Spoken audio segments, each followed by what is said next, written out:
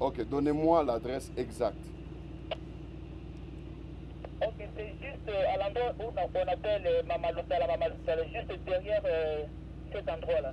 En guerre contre l'insécurité dans sa province, le gouverneur du Tanganyika, l'honorable Christian Kitungwa Muteba, met le pied sur l'accélérateur, d'abord dans la ville de Kalemi. Ce mercredi 14 à jeudi 15 août 2024, l'autorité provinciale s'est privée de son sommeil pour le bien-être de sa population en plein milieu de la nuit, bravant toutes les conditions atmosphériques. Il veut s'enquérir des conditions sécuritaires à Kalemi. Du gouvernorat de province, passant par différents sous-siètes de la police, le gouverneur Christian Kitungwa Muteba fait le constat et donne des instructions fermes sur la sécurité. Certains agents de l'ordre commis à la patrouille, surpris en plein sommeil, d'autres presque ivres, en lieu et place de veiller sur la sécurité de la population. Le numéro 1 du Tanganyika a condamné sur place avant de lancer ses projecteurs dans plusieurs points chauds de résistance de l'insécurité, notamment à la place Kisebwe et à côté de la maison de tolérance chez Mamalutala, où plus de 8 présumés bandits ont été neutralisés, retrouvés tous dans une chambre bien garnie d'armes blanches.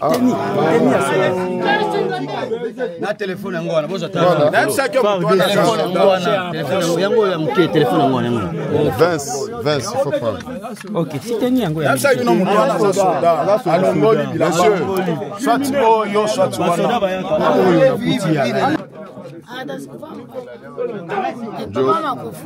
ok, mais maintenant, il y a trouvé. Tout le monde a dit que le boussico est en sécurité.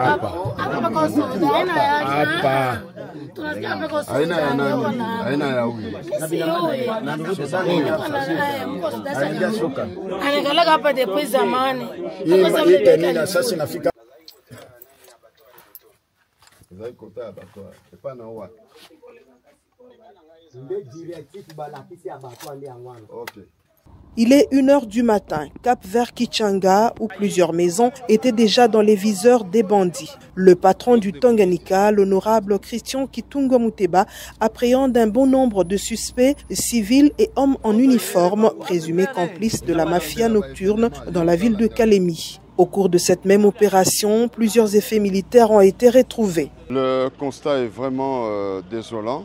On a sillonné surtout le point chaud. Il est pratiquement 2 h du matin. C'est vraiment regrettable.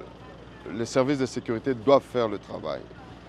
Cette pratique, nous allons continuer à la faire jusqu'à ce que nous allons rétablir l'autorité de l'État ainsi que la quiétude et la paix sur le plan de la sécurité. Nous sommes obligés de travailler jour et nuit pour que cette insécurité soit sensiblement réduite. Voilà la raison pour laquelle nous sommes aujourd'hui en route et sur tous les fronts cette nuit. Et nous avons constaté certaines faiblesses que nous allons régler avec le Conseil de sécurité. Et il ne revient pas à être seulement au bureau, mais de palper du doigt avec le groupe qui font la patrouille. Plus rien ne sera comme avant. Le chef de l'exécutif provincial tient mordicus à la quiétude et le bien-être de sa population.